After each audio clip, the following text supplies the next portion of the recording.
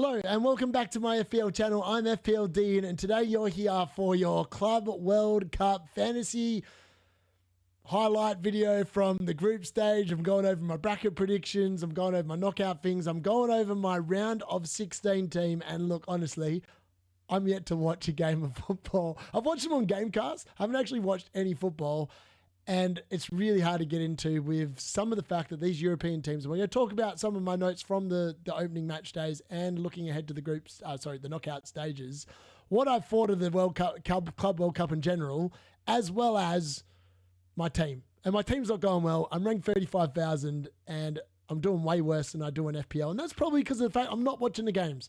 In FPL, I literally watch every single game, which means I've got a lot better info. I can actually see what's going on in the field. Here, I'm just reading it as it goes through a game cast.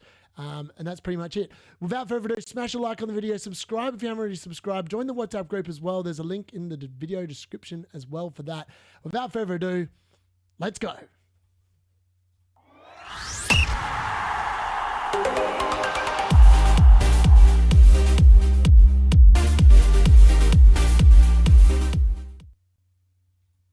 So there's been obviously the new booster. In fact, there's a couple of things. FIFA just obviously half-cooked this game to begin with, right? They probably already knew that they were going to do a qualification booster before they announced it, which happened, I think, yesterday or the day before. I can't really remember.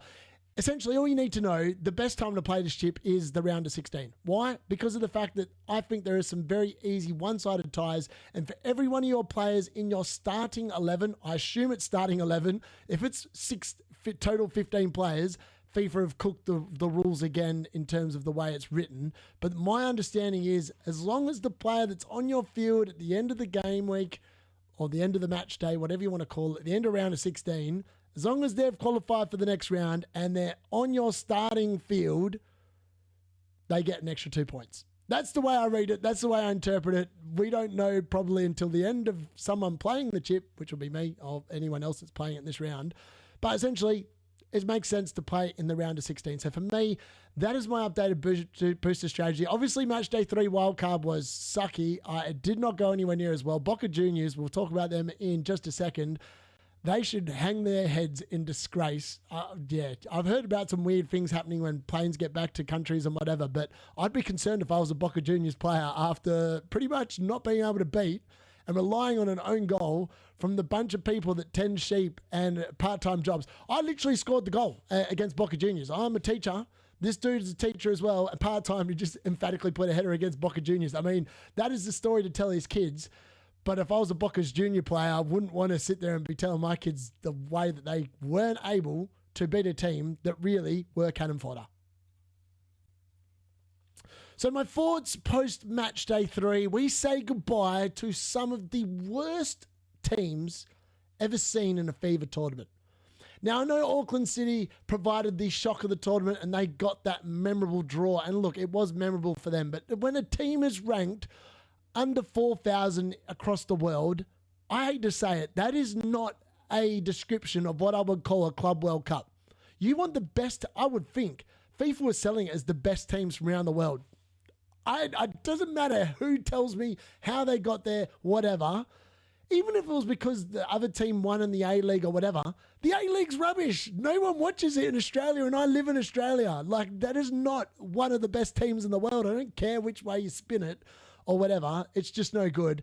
FIFA need to sort that out. If they bring this back in 4 years' time, however they do it, yes, the money's there, but you can clearly see they put in laws saying that teams had to play their first team players. Well, they don't play their first team players. We literally saw Chelsea, Man City and other teams completely take the mickey out of the tournament. They've literally treated it as like a pre-season that's more of a hindrance than anything else, and they're just kind of there. I actually don't know why some of these teams rolled up. I would have just taken the fine, as if FIFA are going to fine them. They aren't fining them for not fielding their full-strength teams, and just done a pre-season because this is the biggest.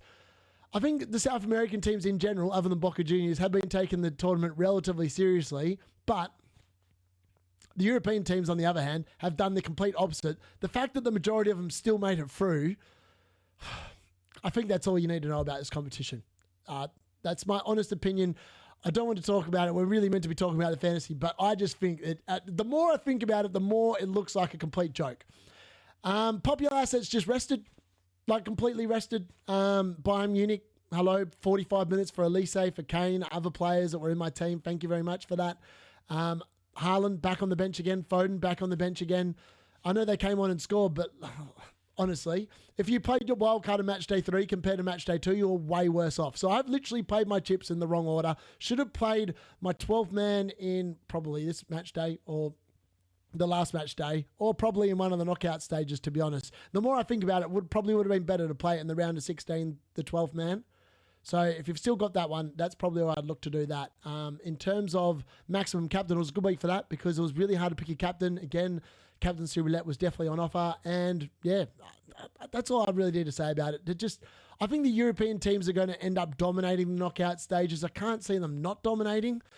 And I don't really know what this means for the Club World Cup. If I'm being honest, I don't even know if I want to see it back in 4 years' time, if I'm being brutally honest. So how did the team go on match day 3? Well, I played my wild card, and look, this is the problem with time zones and me getting a little bit clever. Freites, I actually thought was playing, I didn't realize he was on the same team as Arias. So it's actually pure luck that I've got Arias on there. Either way, I picked Saul thinking I'd be a bit differential, get the +2 for scouting bonus. Well, the dude didn't even play. Thank you very much, Borussia Dortmund, for that, but he didn't play, and that was disappointing. Again, the goalkeepers, I've tried to get a bit clever there. Boca Juniors, didn't expect them to concede against Auckland City, but here we are, they did, and then I got a little bit confused for, maybe Amani might keep a clean sheet against Inter. No, I was wrong about that one as well. I obviously started with my captaincy on Caravaggio, and it turns out that's where I should have left it.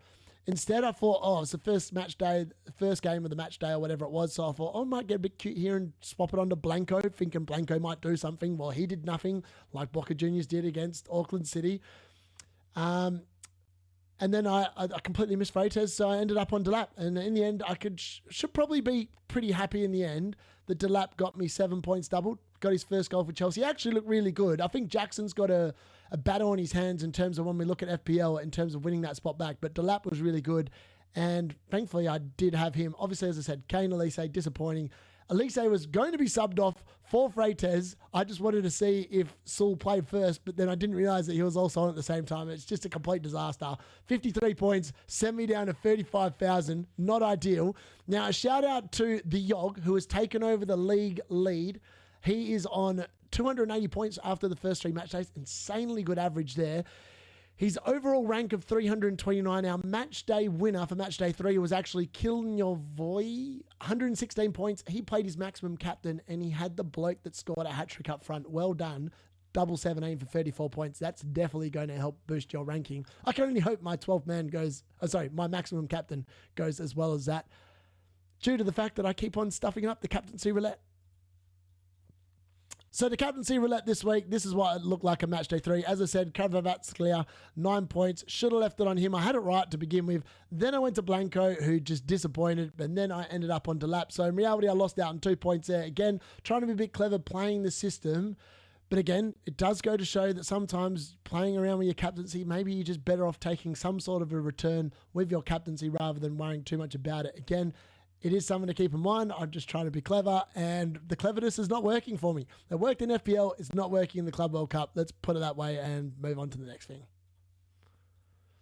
So my group stage predictions, how did I go? Well, this is where, Group G, I read beautifully, right? I said Man City, Juventus, Al Ain, Wydad Casablanca. How Al Ain beat Wydad Casablanca, I've got no idea. I thought that was going to be a 0-0 draw, like a 4-4 win.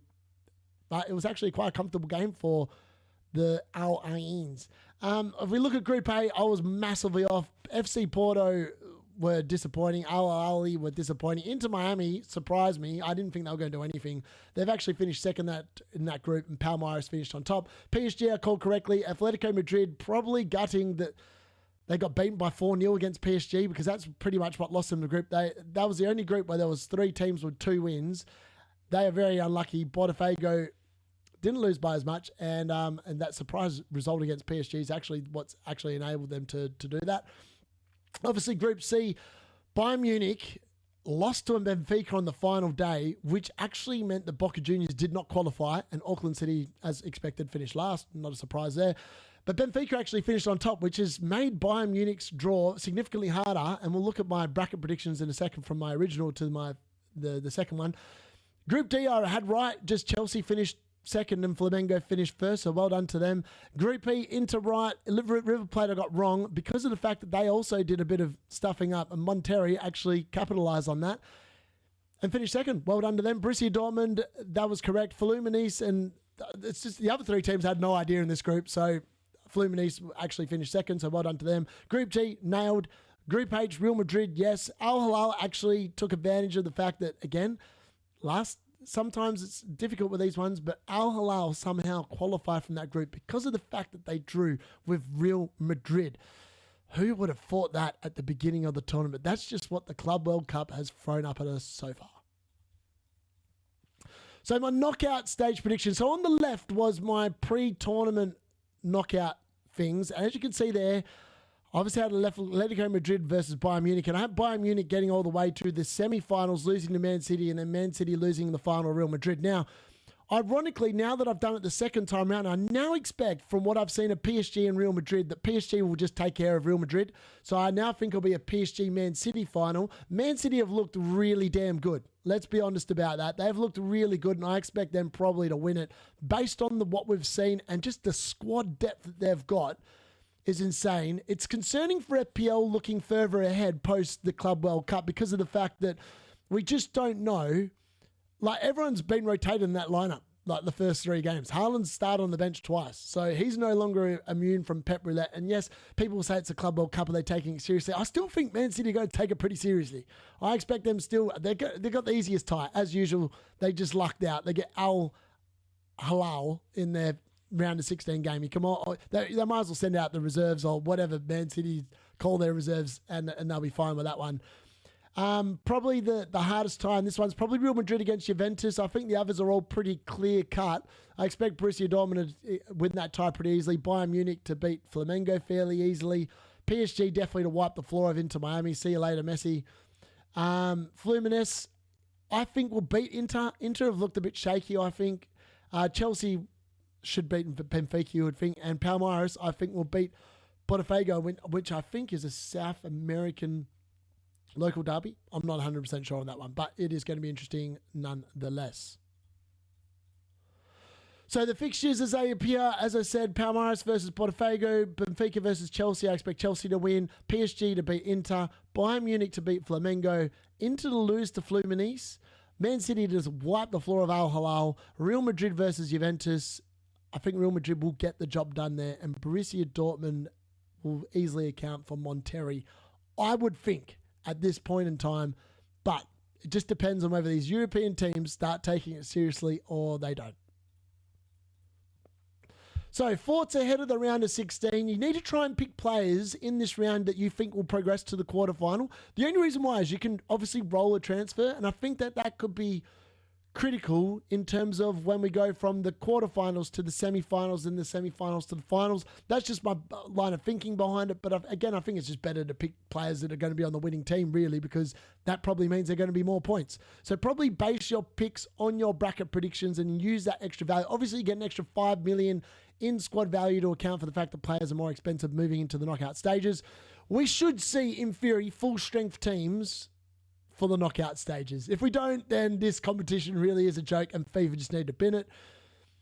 But again, Man City may well field the reserves against Al Hilal because I don't think they're going to see them as too much of a threat, and Pep Roulette pretty much means there's no first team anyway, judging from what we've seen already in the first couple of rounds of the Club World Cup. After some fancy clubs finish second, we obviously have interesting ties ahead. Like Bayern Munich are on the completely different side of the draw than I thought they were going to be because of the fact that they finished second and Benfica finished on top. It is what it is. Some teams I think will now make it further in the competition like Chelsea. But yeah, that's pretty much what it comes down to at the end of the day. And will we see attack or defense? Because I think the way I look at it, it's more, I think a lot of the European teams are treating it as preseason. So for that reason, I think we're going to see more attack-friendly games rather than defense-friendly games, especially up until like maybe the semi-final, final thing. So I wouldn't be surprised if there's still quite a few goals in here. And for that reason, I think we should be trying to pick attacking players more than anything else moving ahead into the round of 16. So what does my team look like ahead of the round of 16? So you're allowed to make unlimited transfers because of the fact that that's one of the times in the tournament you get to do it. But we've said goodbye to half the teams. Now we get the other half in. Now, this is what I've gone with. I honestly don't know. Weaverton, obviously, I think, as I said, I expect Palmeiras to win that game. So for that reason, I've got him in there. I've got Neuer against Flamengo, who I think will also be really good. Plus, one plays early, one plays later, so that's easy to swap out. Don't have to worry too much about that, which also is coming to my line of thinking. PSG, I think, will wipe the floor of Inter Miami. So I've loaded up 4 players, and then I've got Nuno Mendes, Hakimi, who I both expect to start, Barcola and Kvaratskhelia, who I also think will be expected to start. He's going to start as my original captain before I start getting a bit fancy with it potentially. I know Kane says vice captain, but it doesn't really matter who your vice captain is when you do manual subs. I'm keeping Freitas because he's looked really good, and I think against Inter they could definitely get a result there. Kukurea is in along with Delap and Fernandez. Again, I just expect them to wipe the floor of Benfica, and I think those 3 assets look pretty damn good for Chelsea. Piquerez is in there against Botafogo. Again, I expect, as I said, just trying to find like a couple of cheaper players in order to enable the rest of the lineup. So that's why they are in there. Francisco versus Real Madrid. He's probably going to come out of my lineup. He was just in there because it was cheap. I didn't realize that was the tie that was going to get put up. But he's probably... I can guarantee you he's not going to make the final cut. But this is my team selection as things stand moving into the deadline, which is tomorrow. Then I've obviously got Nuno Mendes, Haaland on the bench. It's a pretty damn good, strong team. I've got 0.4... No, I've actually got, I think, 0.1 million left over to play with. I think this team's going to score a decent amount of points. Will it score above the average and see my rank go upwards? Hopefully, but there's no guarantee of that. Lots of people probably... And I'm obviously playing the qualification booster chip as well. I think it's more likely than not that I'll get 11 players that will get an extra 22 points because I'm hoping they all qualify. If they haven't, I've completely misread the ties wrong, and that's going to be problematic. But I think, in theory, I've nailed the ties pretty well, and I'm pretty confident that we're going to maximize that 22 points from the 11 players in this particular match day. So that's my round of 16 team selection and thoughts about the Club World Cup in general. Yes, maybe I'll watch a game. Maybe I'll start watching some of the games. The fact that there's jeopardy on these games, and hopefully the teams will take them more seriously. I just think the tournament in general has been quite disappointing, and for that reason it has been hard to get involved with. However, my FPL fixtures video is very much in the works. It will probably release before the game gets reopened, and I've got a little bit of a different take on the fixtures compared to some of the other videos I've seen put out. So make sure you keep an eye out for that. Before you go, smash a like on the video, join the league if you haven't already joined, and smash a subscribe if you aren't already subscribed. I'm not sure if I'm doing a deadline stream tomorrow. It is at a decent time, but it is on a Saturday, so I don't want to commit to it. But with that being said, I'll see you all again very, very shortly.